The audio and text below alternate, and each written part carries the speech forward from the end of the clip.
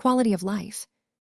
Appendix PP, Regulation Section 483.24, tags F675 through F680. Begin reading. Tag F675.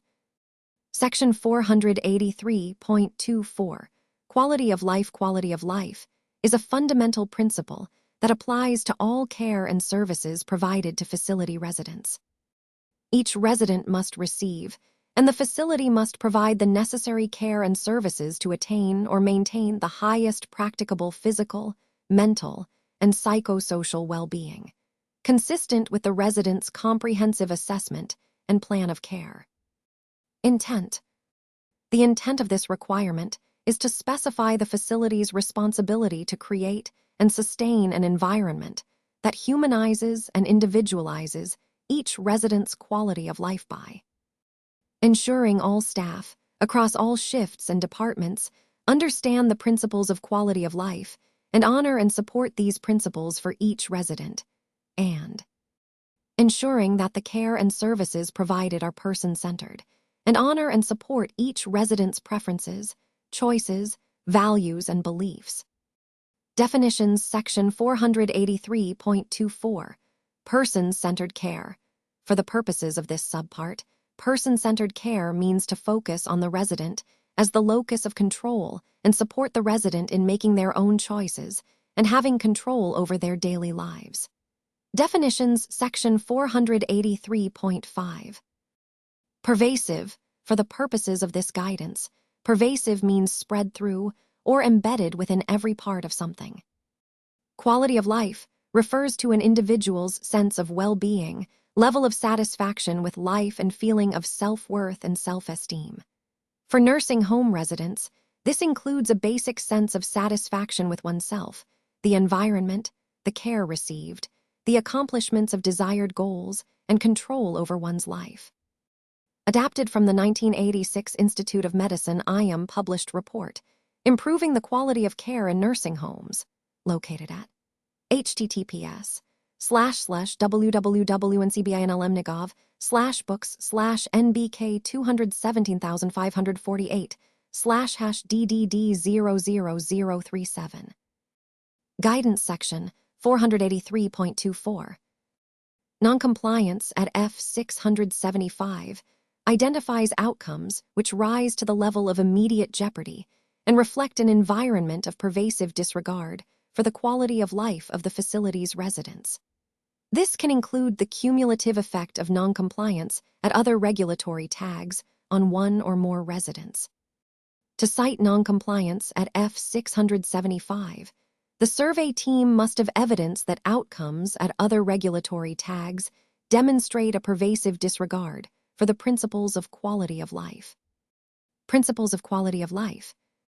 According to the 1986 Institute of Medicine IM published report, Improving the Quality of Care in Nursing Homes, principles of quality of life included a sense of well-being, satisfaction with life, and feeling of self-worth and self-esteem, and a sense of satisfaction with oneself, the environment, the care received, the accomplishments of desired goals, and control over one's life.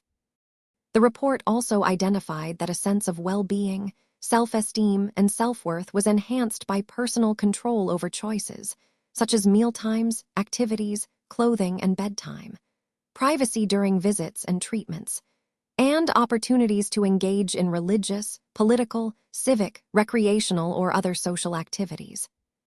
Based upon the regulatory requirement stating that quality of life is an overarching principle that applies to all care and services, the principles as identified in the IOM report above will be used for determining whether a resident's quality of life is being supported and/or enhanced. Refer to this link for the entire IOM report. https://www.ncbinlmnigov/books/NBK217,548/#DDD00037. Facilities must create and sustain an environment that humanizes and promotes each resident's well-being and feeling of self-worth and self-esteem. This requires nursing home leadership to establish a culture that treats each resident with respect and dignity as an individual, and addresses, supports, and or enhances his or her feelings of self-worth, including personal control over choices, such as meal times, activities, clothing, and bedtime, privacy during visits and treatments, and opportunities to engage in religious, political, civic, recreational, or other social activities. Facility leadership must be aware of the culture that exists in its facility and may use various methods to assess the attitudes and values prevalent among staff. These methods include reviewing complaints or grievances, which could reasonably impact a resident's quality of life, or allegations of abuse, neglect, or mistreatment. In order to identify whether staff supports each resident's quality of life, leadership should observe and evaluate verbal and nonverbal interactions between staff and residents. Negative observations could include staff actions such as, but not limited to, the following: verbalizing negative or condescending remarks, or refusing to provide individualized care to a resident due to his or her age, race, or cognitive or physical impairments, his or her political or cultural beliefs, or sexual preferences. Dehumanizing an individual through verbal and nonverbal actions, such as talking to others over a resident without acknowledging his or her presence, treating the resident as if she were an object rather than a human being, mistreating, or physically, sexually, or mentally abusing a resident. These types of staff actions and attitudes do not recognize nor value the individual. An individual's life experiences, values, needs, choices, and relationships must not be diminished to the extent possible due to admission to a nursing home. Treating a nursing home resident in any manner that does not uphold a resident's sense of self-worth, dignity, and individuality dehumanizes the resident and creates an environment that perpetuates an unhealthy, unsafe attitude towards the residentess. In order to achieve a culture and environment that supports quality of life, the facility must ensure that all staff, across all shifts and departments, understand the principles of quality of life, and honor and support these principles for each resident, and that the care and services that are provided by the facility are person-centered. And honor and support each resident's preferences, choices, values, and beliefs. The link between noncompliance at other regulatory tags and noncompliance at quality of life. Quality of life at F675 should not automatically be cited when noncompliance has been identified in residents' rights/quality of care/abuse neglect or other regulatory tags, unless the cumulative effect of the noncompliance creates an environment that reflects a complete disregard of one or more residents' well-being and rises to the level of immediate jeopardy. See below for an example of noncompliance at F675, demonstrating the cumulative effect of noncompliance at other tags for multiple residents. The facility failed to provide an environment which supported and enhanced each resident's quality of life, which was the result of the cumulative effect of noncompliance cited at dignity, abuse, staffing, and continence care. This noncompliance was found to be pervasive and created an environment reflecting a complete disregard of one or more residents' well-being and quality of life, which has caused or is likely to cause serious harm related to one or more residents' self-worth, self-esteem, and well-being. A complaint investigation revealed facility staff members posted unauthorized videos and photographs on social media of several residents during bathing, going to the bathroom, and grooming, including nude photos and photos of genitalia. As a result, the residents suffered public humiliation and dehumanization.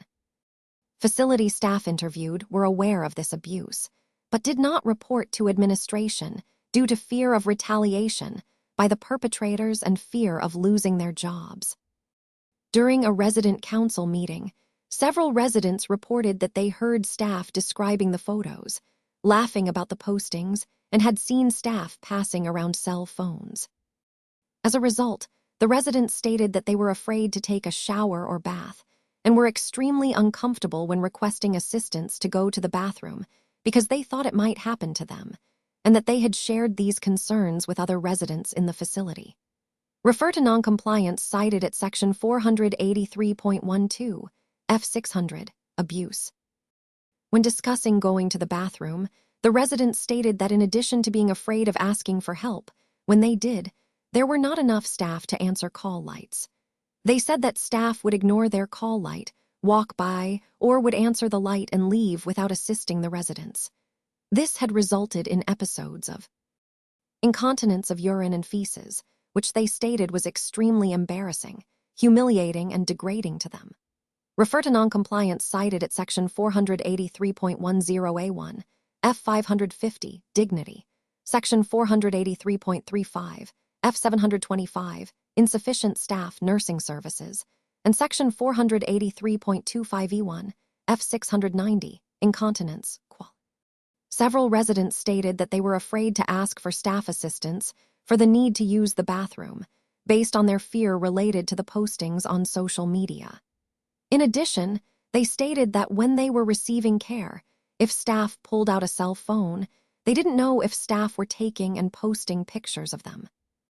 When asked if these concerns had been reported to the administration, the residents stated that they identified the issue with the call lights and not enough staff multiple times during council meetings, but that the administration only said, "We will look into it," and nothing was done.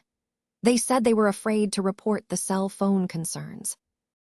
One resident said that an aide told him/her that if they didn't quit complaining to the administrator, no one would help them, and they would be transferred to another facility.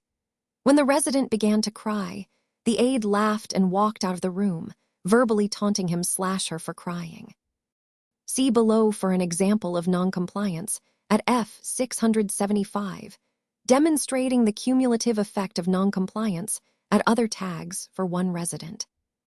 The facility failed to provide an environment which supported one resident's quality of life, which was the result of the cumulative effect of noncompliance cited at Section 483.10A, Dignity, and Section 483.10B2, Freedom from Discrimination, F550, Section 483.12A, Abuse, Section 483.10H, Person.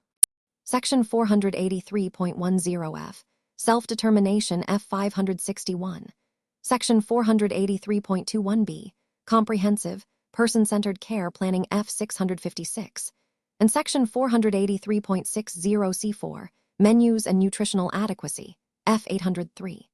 This complete disregard of the resident's quality of life caused serious harm related to her self-worth, self-esteem. The surveyor identified a resident who was admitted 6 weeks ago and had religious beliefs which differed from the resident population in the nursing home and those of the staff.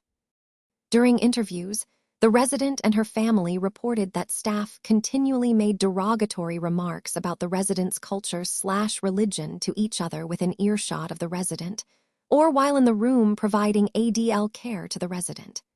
This occurred during all shifts. Additionally, the resident reported that discriminatory remarks were made by housekeeping and dietary staff as well. The resident's family reported this was particularly worse on weekends when facility leadership were not in the building. The family members reported they would take turns visiting the resident on weekends to support the resident and assist with her care. When asked if this was reported to facility management, the resident said her family had reported it to the administrator on several occasions, but that nothing had changed. Interview with the administrator revealed that an in-service was planned for the future. Refer to noncompliance cited at Section 483.10A1, Dignity, and Section 483.10B2, Freedom from Discrimination F550, Section 483.12A, Abuse, F600. The resident described frequent occurrences of disregard of her personal privacy, including not covering her body completely, allowing full view of her arms, legs, and buttocks when transporting her to the shower. The surveyor observed, on one occasion, staff not pulling the privacy curtain when assisting her to dress, resulting in anyone walking in the hallway being able to view her as she was dressed. Refer to noncompliance cited at Section 483.10H, Personal Privacy, F683. On multiple occasions, the resident reported that she was assigned a male caregiver, which is against her religious belief that a person of the opposite sex cannot provide care. On these occasions, the resident would tearfully refuse to get dressed or call her family to assist her. On at least one occasion, the resident was forced to receive a shower with the assistance of a male aide, which resulted in the resident crying uncontrollably until her family arrived. Progress notes in her medical record noted this occasion as the resident becoming uncontrollable while receiving a shower. Additionally, when dressing her for the day, staff would not cover her hair, arms, and legs, and would say that her scarf was missing, only to be found when her family arrived. On interview, staff said they were unaware that this was a violation of her religion. This noncompliance resulted in the resident frequently refusing to shower or, according to family, calling her family, begging for them to come get her dressed. Refer to noncompliance cited at Section 483.10F, Self-Determination F661. The surveyor observed the meal tray set up and found it did not honor the resident's preferences identified on the meal tray card and care plan. The resident reported that this happened on most days, and even if she requested an alternative, she would be given a food item that was prohibited according to her religion, and therefore, she would not eat that meal.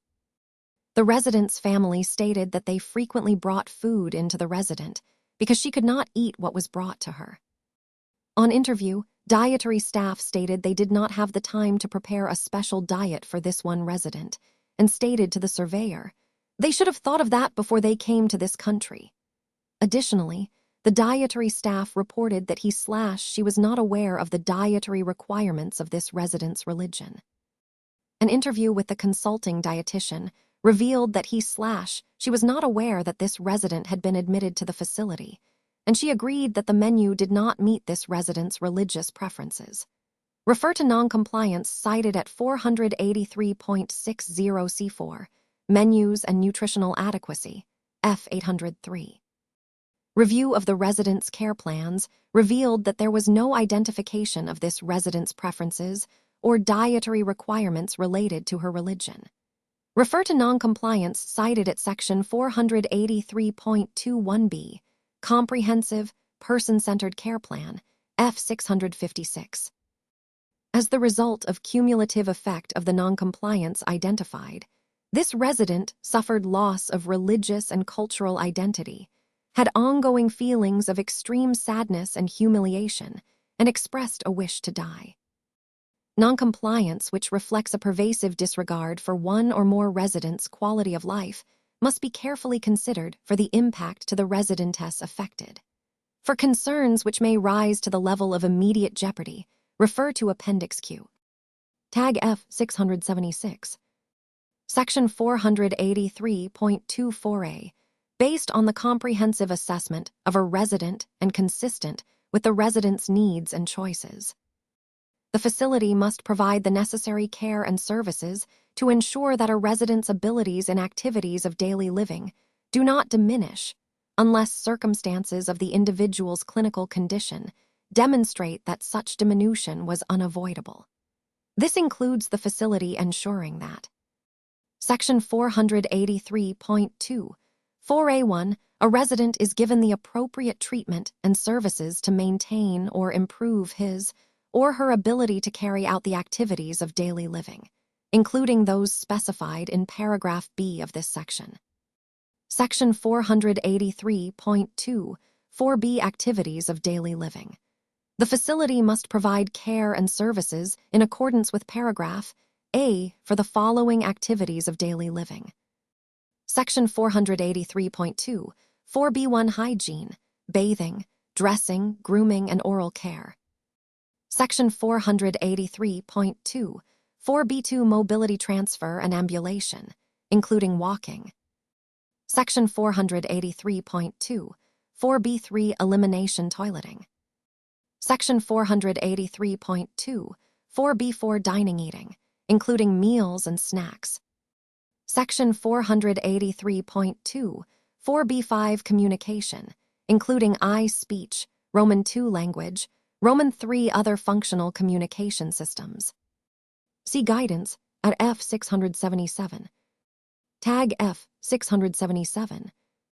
Section 483.2, 4A2 A resident who is unable to carry out activities of daily living receives the necessary services to maintain good nutrition, grooming, and personal and oral hygiene. And definitions: oral care refers to the maintenance of a healthy mouth, which includes not only teeth, but the lips, gums, and supporting tissues. This involves not only activities such as brushing of teeth or oral appliances, but also maintenance of oral mucosa. Speech, language, or other functional communication systems refers to the resident's ability to effectively communicate requests, needs, opinions, and urgent problems. 2. Express emotion, to listen to others and to participate in social conversation, whether in speech, writing, gesture, behavior, or a combination of these, e.g., a communication board or electronic augmentative communication device. Assistance with the bathroom refers to the resident's ability to use the toilet room or commode, bedpan, urinal, transfer on/off the toilet, clean themselves, change absorbent pads or briefs, manage ostomy or catheter, and adjust clothes. Transfer refers to residents' ability to move between surfaces to/ from bed, chair, wheelchair, and standing positions. Excludes to/ from bath/toilet. Guidance: the existence of a clinical diagnosis shall not justify a decline in a resident's ability to perform ADLs, unless the resident's clinical picture reflects the normal progression of the disease/condition, has resulted in an unavoidable decline in the resident's ability to perform ADLs. Conditions which may demonstrate an unavoidable decline in the resident's ability to perform ADLs include, but are not limited to, the following: the natural progression of a debilitating disease with known functional decline, the onset of an acute episode causing physical or mental disability while the resident is receiving care to restore or maintain functional abilities, and the resident's or his or her representative's decision to refuse care and treatment to restore or maintain functional abilities after efforts by the facility to inform and educate about the benefits/risks of the proposed care and treatment, counsel and/or offer alternatives to the resident or representative. The decision to refuse care and treatment must be documented in the clinical record. Documentation must include interventions identified on the care plan and in place to minimize or decrease functional loss that were refused by the resident or resident's representative, and any interventions that were substituted with consent of the resident and/or representative to minimize further decline. Note: in some cases, residents with dementia may resist the manner in which care is being provided, or attempted, which can be misinterpreted as declination of care. In some cases, the resident with dementia does not understand what is happening, or may be fearful of unfamiliar staff, or may be anxious or frustrated due to inability to communicate. Facility staff are responsible to attempt to identify the underlying cause of the refusal/declination of care. Note also that depression is a potential cause of excess disability, and where appropriate, therapeutic interventions should be initiated. Follow up if the resident shows signs/symptoms of depression, even if not indicated on his or her MDS. If it is determined that the resident's inability to perform ADLs occurred after admission due to an unavoidable decline, such as the progression of the resident's disease process, surveyors must still determine that interventions to assist the resident are identified and implemented immediately. Appropriate treatment and services includes all care provided to residents by staff, contractors, or volunteers of the facility to maximize the resident's functional abilities. This includes pain relief and control, especially when it is causing a decline or a decrease in the quality of life of the resident. Note: for evaluating a resident's ADLs and determining whether a resident's abilities have declined, improved, or stayed the same within the last 12 months. The following definitions as specified in the state's Resident Assessment Instrument RI Manual are used in reference to the assessment reference date ARD. Independent, resident completed activity with no help or oversight every time during the 7-day look-back period. Supervision, oversight, encouragement, or cueing provided 3 or more times during the last 7 days. Limited assistance resident highly involved in activity and received physical help in guided maneuvering of limb-S or other non-weight-bearing assistance 3 or more times during the last 7 days. Extensive assistance while resident performed part of activity over the last 7 days. Help of following types was provided 3 or more times. A. Weight-bearing support provided 3 or more times. Or B. Full staff performance of activity during part, but not all of last 7 days. Total dependence full staff performance of an activity with no participation by resident for any aspect of the ADL activity. Resident was unwilling or unable to perform any part of the activity over entire 7-day look-back period. Procedures Section 483.2, 4B1, 3 to 5, use the activities of daily living critical element C pathway, along with the above interpretive guidelines when determining if facility practices are in place to identify, evaluate, and intervene to maintain, improve, or prevent an avoidable decline in ADLs. In addition, use this pathway for the resident who is unable to perform ADLs. Briefly review the most recent comprehensive assessment, care plan, physician orders, as well as ADL documentation/flow sheets on various shifts to identify whether the facility has recognized and assessed an inability to perform ADLs or a risk for decline in any ability they have to perform ADLs. Developed and implemented interventions in accordance with the resident's assessed needs, goals for care, preferences, and recognized standards of practice that address the identified limitations in ability to perform ADLs. Monitored and evaluated the resident's response to care plan interventions and treatment, and revise the approaches as appropriate. Note, for concerns related to facility failure to provide care, services, equipment, or assistance to a resident with limited mobility, refer to F688, Mobility. Tag F678. Section 483.2, 4A3 personnel provide basic life support, including CPR, to a resident requiring such emergency care prior to the arrival of emergency medical personnel and subject to related physician orders and the resident's advance directives. Intent Section 483.2, 4A3, to ensure that each facility is able to and does provide emergency basic life support immediately when needed, including cardiopulmonary resuscitation (CPR), to any resident requiring such care prior to the arrival of emergency medical personnel in accordance with related physician's orders, such as DNRs, and the resident's advance directives. Definitions Section 483.2, 4A3, Advance Directive, is defined as a written instruction, such as a living will or durable power of attorney for health care, recognized under state law whether statutory, or as recognized by the courts of the state, relating to the provision of health care when the individual is incapacitated. 42 CFR. Section 489.100. Some states also recognize a documented oral instruction. Basic life support is a level of medical care which is used for victims of life-threatening illnesses or injuries until they can be given full medical care at a hospital, and may include recognition of sudden cardiac arrest, activation of the emergency response system, early cardiopulmonary resuscitation, and rapid defibrillation with an automated external defibrillator, if available.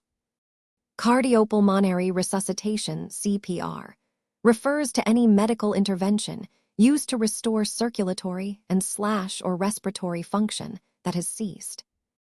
Code status refers to the level of medical interventions a person wishes to have started if their heart or breathing stops.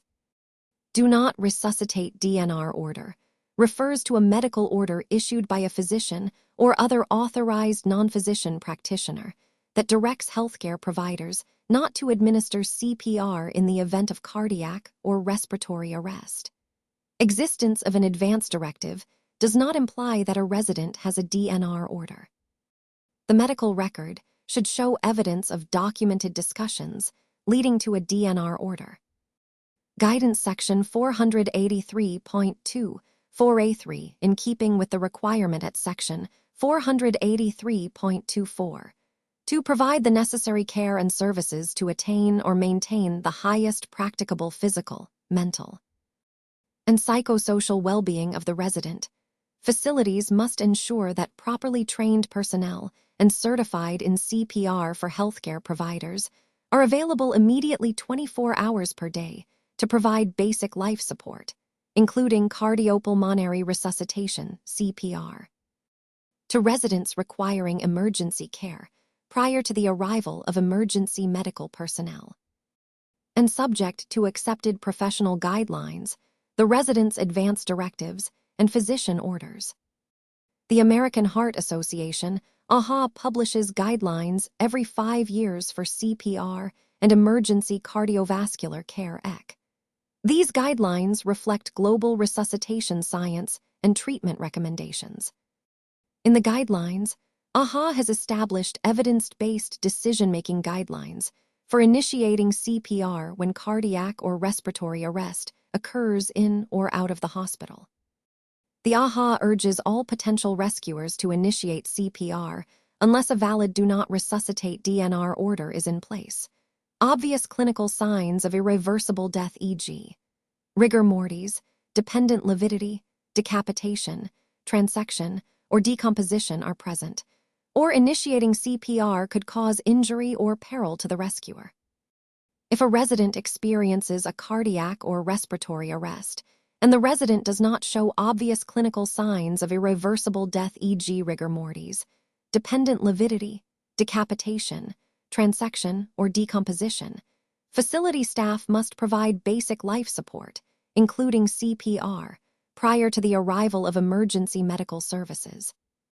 In accordance with the resident's advance directives and any related physician order, such as code status or, in the absence of advance directives or a DNR order, facilities must have systems in place supported by policies and procedures to ensure there are an adequate number of staff present at all times who are properly trained and or certified in CPR for healthcare providers to be able to provide CPR until emergency medical services arrives.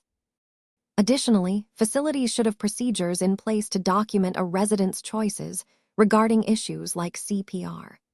Physician orders to support these choices should be obtained as soon as possible after admission, or a change in resident preference or condition to facilitate staff in honoring resident choices. Facility policy should also address how resident preferences and physician orders related to CPR and other advance directive issues are communicated throughout the facility, so that staff know immediately what action to take or not take when an emergency arises.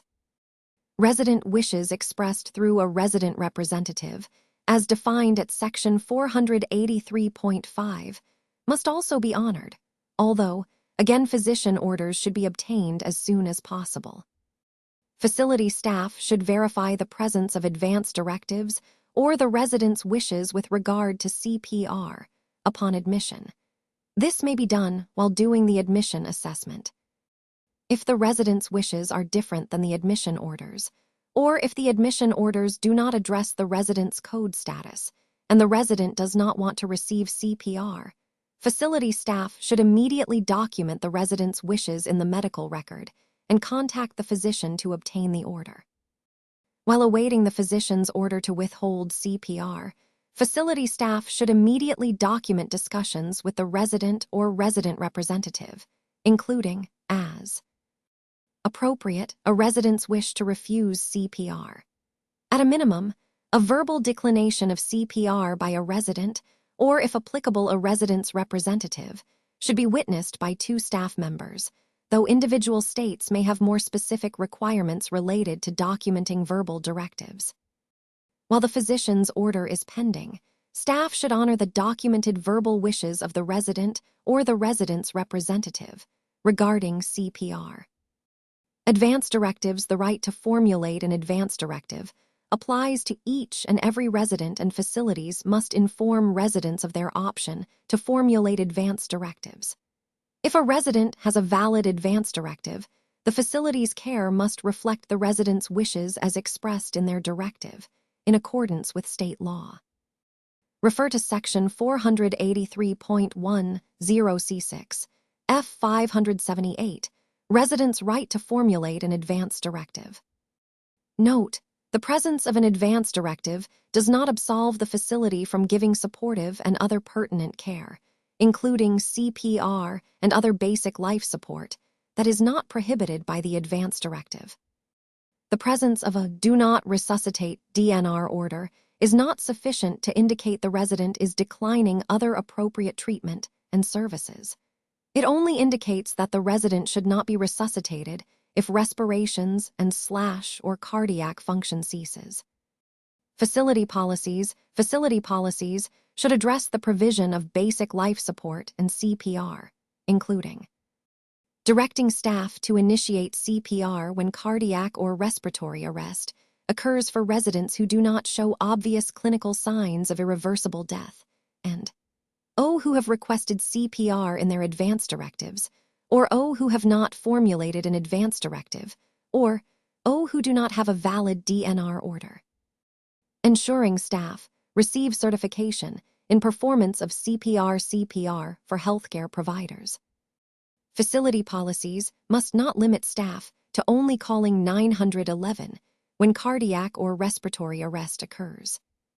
Prior to the arrival of EMS, nursing homes must provide basic life support, including initiation of CPR, to a resident who experiences cardiac or respiratory arrest in accordance with that resident's advance directives, or in the absence of advance directives or a DNR order.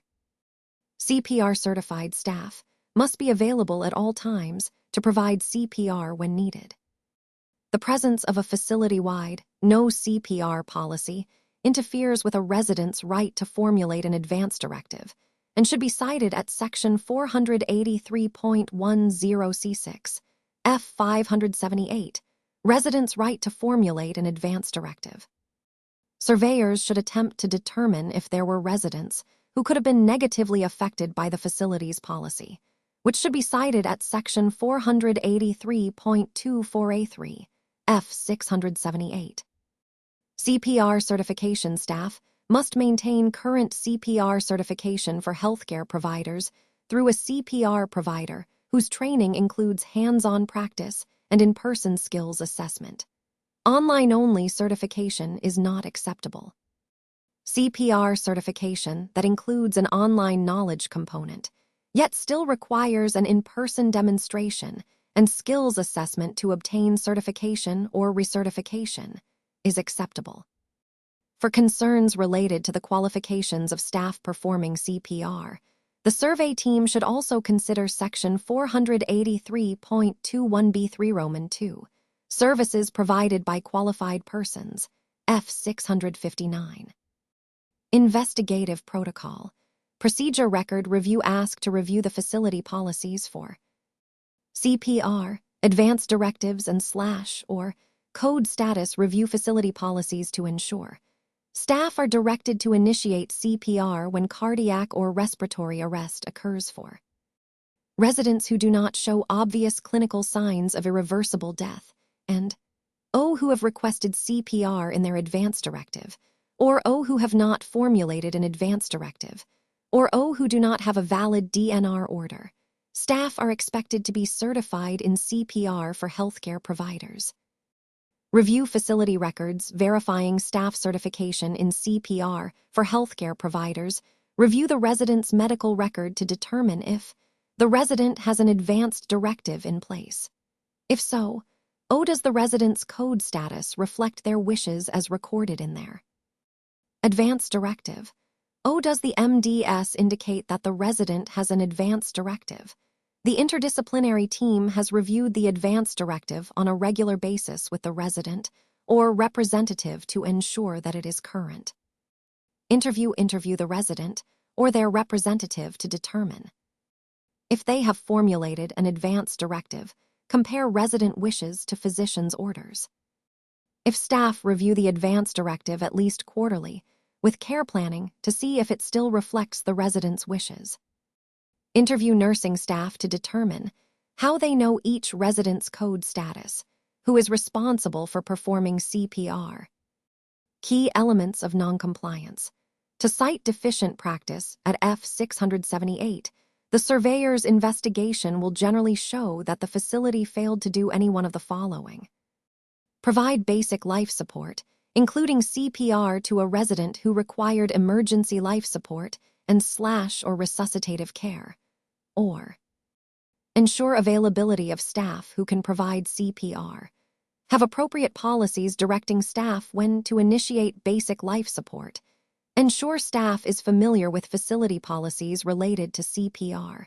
Ensure staff knows how to confirm residents' code status in an emergency. And ensure staff maintain current CPR certification for healthcare providers through a CPR provider whose training includes hands-on practice and in-person skills assessment.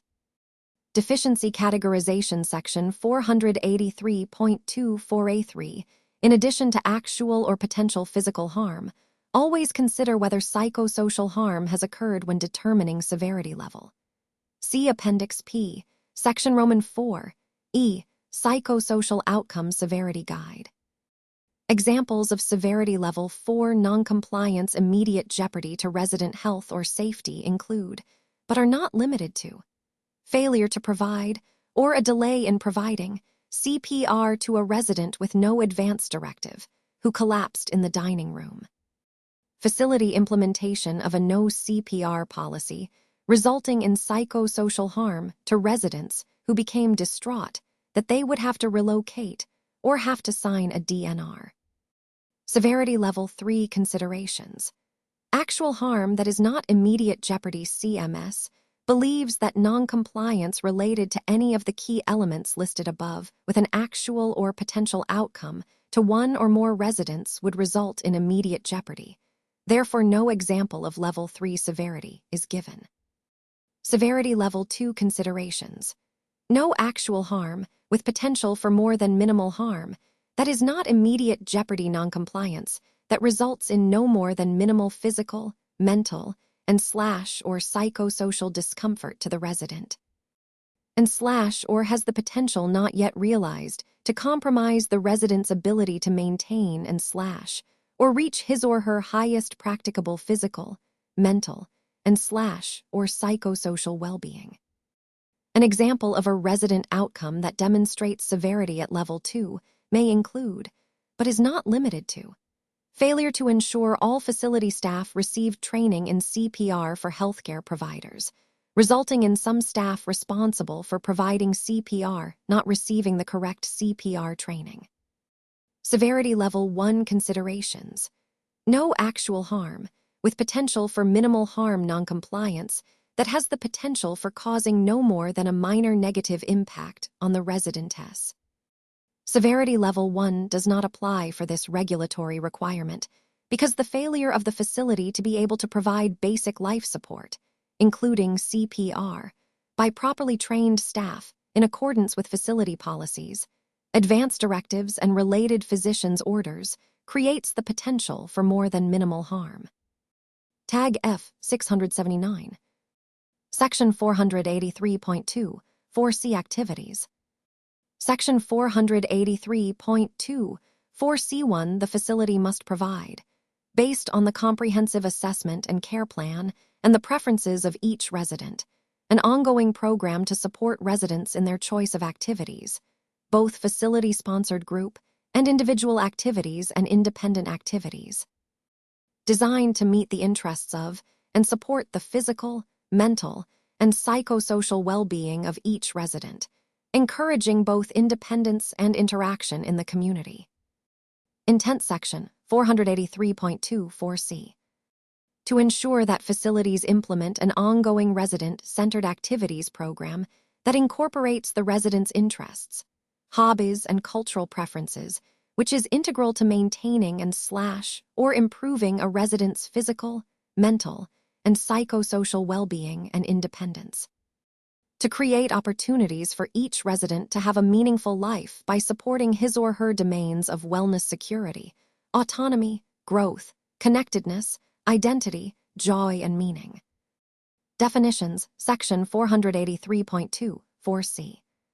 Activities refer to any endeavor, other than routine ADLs, in which a resident participates that is intended to enhance her/his sense of well-being and to promote or enhance physical, cognitive, and emotional health. These include, but are not limited to, activities that promote self-esteem, pleasure, comfort, education, creativity, success, and independence. Note, ADL-related activities, such as manicures/pedicures, hairstyling, and makeovers, may be considered part of the activities program. Guidance Section 483.24c.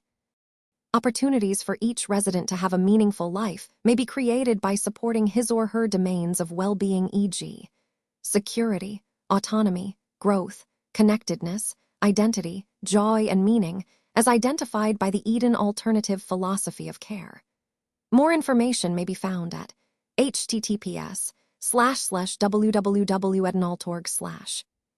Research findings and the observations of positive resident outcomes confirm that activities are an integral component of residents' lives. Residents have indicated that daily life and involvement should be meaningful.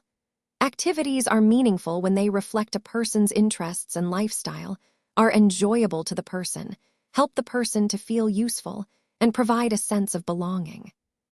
Maintaining contact and interaction with the community is an important aspect of a person's well-being and facilitates feelings of connectedness and self-esteem. Involvement in community includes interactions such as assisting the resident to maintain his or her ability to independently shop, attend the community theater, local concerts, library, and participate in community groups. Activity approaches for residents with dementia. All residents have a need for engagement in meaningful activities. For residents with dementia, the lack of engaging activities can cause boredom, loneliness, and frustration, resulting in distress and agitation. Activities must be individualized and customized based on the resident's previous lifestyle, occupation, family, hobbies, preferences, and comforts. https://www.caringkindnecorg/pdf/caring-kind-palliative-care guidelines PDF. Note, references to non-CMS/HHS sources or sites on the Internet included above or later in this document are provided as a service and do not constitute or imply endorsement of these organizations or their programs by CMS or the U.S. Department of Health and Human Services. CMS is not responsible for the content of pages found at these sites. URL addresses were current at the date of this publication. The facility may have identified a resident's pattern of behavioral symptoms and may offer activity interventions, whenever possible, prior to the behavior occurring. Once a behavior escalates, activities may be less effective or may even cause further stress to the resident. Some behaviors may be appropriate reactions to feelings of discomfort, pain, or embarrassment, such as aggressive behaviors exhibited by some residents with dementia during bathing 16. Examples of activities-related interventions that a facility may provide to try to minimize distressed behavior may include, but are not limited to, the following. For the resident who exhibits unusual amounts of energy or walking without purpose, providing a space and environmental cues that encourages physical exercise, decreases exit-seeking behavior, and reduces extraneous stimulation such as seating areas spaced along a walking path or garden, a setting in which the resident may manipulate objects. or a room with a calming atmosphere, for example, using music, light, and rocking chairs. Providing aromatherapy that is are pleasing and calming to the resident, and validating the resident's feelings and words, engaging the resident in conversation about who or what they are seeking, and using one-to-one activities, such as reading to the resident or looking at familiar pictures and photo albums. For the resident who engages in behaviors not conducive with a therapeutic home-like environment. Providing a calm, non-rushed environment with structured, familiar activities such as folding, sorting, and matching. Using one-to-one activities or small group activities that comfort the resident, such as their preferred music, walking quietly with the staff, a family member, or a friend, eating a favorite snack, looking at familiar pictures, engaging in exercise and movement activities, and exchanging self-stimulatory activity for a more socially appropriate activity that uses the hands, if in a public space. For the resident who exhibits behavior that require a less stimulating environment to discontinue behaviors not welcomed by others sharing their social space. Offering activities in which the resident can succeed that are broken into simple steps that involve small groups or are one-to-one activities such as using the computer that are short and repetitive, and that are stopped if the resident becomes overwhelmed, reducing excessive noise such as from the television. Involving in familiar occupation-related activities. A resident, if they desire, can do paid or volunteer work, and the type of work would be included in the resident's plan of care, such as working outside the facility, sorting supplies, delivering resident mail, passing juice and snacks refer to Section 483.10 F9, right to perform facility services or refuse. Involving in physical activities such as walking, exercise, or dancing, games or projects requiring strategy, planning, and concentration, such as model building, and creative programs such as music, art, dance, or physically resistive activities, such as kneading clay, hammering, scrubbing, sanding, using a punching bag, using stretch bands, or lifting weights, and slow exercises, e.g., slow tapping, clapping, or drumming, rocking or swinging motions including a rocking chair. For the resident who goes through others' belongings. Using normalizing life activities such as stacking canned food onto shelves, folding laundry, offering sorting activities, e.g., sorting socks, ties, or buttons, involving in organizing tasks, e.g., putting activity supplies away, providing rummage areas in plain sight such as a dresser, and using non-entry cues such as do not disturb signs or removable sashes at the doors of other residents' rooms, providing locks to secure other residents' belongings if requested. For the resident who has withdrawn from previous activity interests / customary routines and isolates self in rooms / bed most of the day. Providing activities just before or after meal time and where the meal is being served out of the room. Providing in-room volunteer visits, music or videos of choice. Encouraging volunteer-type work that begins in the room and needs to be completed outside of the room or a small group activity in the resident's room if the resident agrees. Working on failure-free activities, such as simple structured crafts or other activity with a friend. Having the resident assist another person. Inviting to special events with a trusted peer or family / friend. Engaging in activities that give the resident a sense of value, e.g., intergenerational activities that emphasize the resident's oral history knowledge. Inviting resident to participate on facility committees. Inviting the resident outdoors, and involving in gross motor exercises, e.g., aerobics, lightweight training to increase energy and uplift mood. For the resident who excessively seeks attention from staff and / or peers, including in social programs, small group activities, service projects, with opportunities for leadership. For the resident who lacks awareness of personal safety, such as putting foreign objects in her / his mouth, or who is self-destructive, and tries to harm self by cutting or hitting self, head-banging, or causing other injuries to self. Observing closely during activities, taking precautions with materials, e.g., avoiding sharp objects and small items that can be put into the mouth. Involving in smaller groups or one-to-one activities that use the hands, e.g., folding towels, putting together PVC tubing. Focusing attention on activities that are emotionally soothing, such as listening to music or talking about personal strengths and skills, followed by participation in related activities, and focusing attention on physical activities, such as exercise. For the resident who has delusional and hallucinatory behavior that is stressful to her/him, focusing the resident on activities that decrease stress and increase awareness of actual surroundings, such as familiar activities and physical activities, offering verbal reassurance, especially in terms of keeping the resident safe, and acknowledging that the resident's experience is real to her/him. The outcome for the resident, the decrease or elimination of the behavior, either validates the activity intervention or suggests the need for a new approach.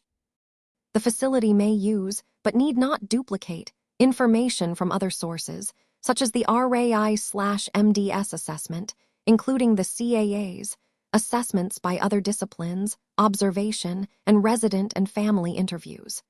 Other sources of relevant information include the resident's lifelong interests, spirituality, life roles, goals, strengths, needs, and activity pursuit patterns and preferences.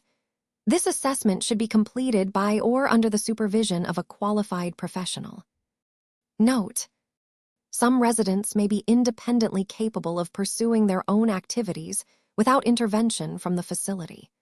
This information should be noted in the assessment and identified in the plan of care.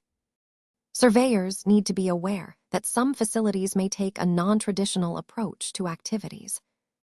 In nursing homes where culture change philosophy has been adopted, all staff may be trained as nurse aides or universal workers.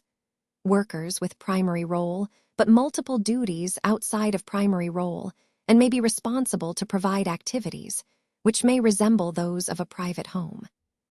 The provision of activities should not be confined to a department, but rather may involve all staff interacting with residents. Residents, staff, and families should interact in ways that reflect daily life, instead of informal activities programs. Residents may be more involved in the ongoing activities in their living area, such as care-planned approaches including chores, preparing foods, meeting with other residents to choose spontaneous activities, and leading an activity. Some nursing homes may not have a traditional activities calendar, but instead focus on community life to include activities. Instead of an activities director, some homes have a community life coordinator, a community developer, or other title for the individual directing the activities program. For more information on activities in homes changing to a resident-directed culture, the following websites are available as resources: www.pionernetwork.net, www.qualitypartners.org, and www.etnalt.org. Investigative summary: use the activities critical element pathway and the guidance above to investigate concerns related to activities which are based on the resident's comprehensive assessment and care plan, and meet the resident's interests and preferences, and support his or her physical, mental, and psychosocial well-being. Tag F680. Section 483.2. 4C2 The activities program must be directed by a qualified professional, who is a qualified therapeutic recreation specialist or an activities professional who I is licensed or registered, if applicable, by the state in which practicing, and Roman II is A. Eligible for certification as a therapeutic recreation specialist or as an activities professional by a recognized accrediting body on or after October 1, 1990, or B. Has 2 years of experience in a social or recreational program within the last 5 years, one of which was full-time in a therapeutic activities program, or C. Is a qualified occupational therapist or occupational therapy assistant, or D has completed a training course approved by the state. Intent Section 483.2, 4C2. The intent of this regulation is to ensure that the activities program is directed by a qualified professional. Definitions Section 483.2, 4C2, recognized accrediting body, refers to those organizations that certify, register, or license therapeutic recreation specialists, activity professionals, or occupational therapists. Activities Director responsibilities. An activity director is responsible for directing the development, implementation, supervision, and ongoing evaluation of the activities program. This includes the completion and delegating the completion of the activities component of the comprehensive assessment, and contributing to delegating the contribution to the comprehensive care plan goals and approaches that are individualized to match the skills, abilities, and interests/preferences of each resident. Directing the activity program includes scheduling of activities, both individual and groups, implementing or delegating the implementation of the programs, monitoring the response or reviewing evaluating the response to the programs to determine if the activities meet the assessed needs of the resident, and making revisions as necessary. Note: review the qualifications of the activities director if there are concerns with the facility's compliance with the activities requirement at Section 483.2 4C1, F679, or if there are concerns with the direction of the activity programs. A person is a qualified professional under this regulatory tag if they meet the qualifications, if applicable, of Section 483.2 4C2I, and one or more of the qualifications of Section 483.2 4C2 Roman II. Key elements of noncompliance. Section 483.2 4C2 to cite deficient practice at F680. The surveyor's investigation will generally show that the facility failed to ensure the activities program is directed by a qualified professional who is licensed or registered, if applicable, and O is eligible for certification as a therapeutic recreation specialist or as an activities professional by a recognized accrediting body on or after October 1, 1990. Or O has 2 years of experience in a social or recreational program with the last 5 years, one of which was full-time in a therapeutic activities program. Or O is a qualified occupational therapist or occupational therapy assistant, or O has completed a training course approved by the state. Note: F680 is a tag that is absolute, which means the facility must have a qualified activities professional to direct the provision of activities to the residents. Thus, it is cited if the facility is non-compliant with the regulation, whether or not there have been any negative outcomes to residents. In determining the scope and severity, surveyors must consider the extent to which non-compliance at F679 is attributed to the lack of an activity director or the lack of qualifications of the activity director. This concludes the reading of Appendix PP, Regulation Section 483.24, tags F675 through F680.